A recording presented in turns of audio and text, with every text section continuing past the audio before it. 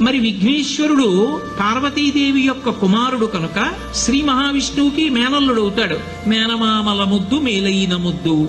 ఓసారి ఎందుకో వైకుంఠానికి తీసుకెళ్లాడు, మేనల్లుడు కదూ సంతోషంగా తీసుకెళ్లి అక్కడ సుదర్శన చక్రం పెట్టుకున్నాడు. ఇదేమిటో బాగుందని తీసి తొండంలో కింద పెట్టి మింగేశాడు. అయ్యబాబో ఇది శత్రు సంహారకమైనటువంటి సుదర్శన చక్రం రా, దీన్ని మింగేశాడు పిల్లాడని ఎలా బయటికి తెప్పించాలో అర్థం కాక విష్ణువు మొట్టమొదట ఆ పిల్లాడి ముందు ఇలా చెవులు పట్టుకుని గుంజీలు తీశాడు.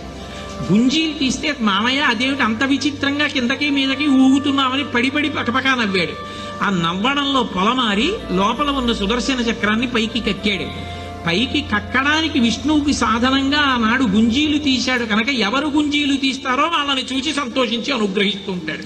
ఇప్పటికీ మీరు పాండిచేరి వెడితే పాండిచేరి రోడ్డు అంతా కూడా గుంజీలు తీస్తూనే కనపడతారు మీకు. విఘ్నేశ్వరుడి యొక్క పూజ అంత తేలిక.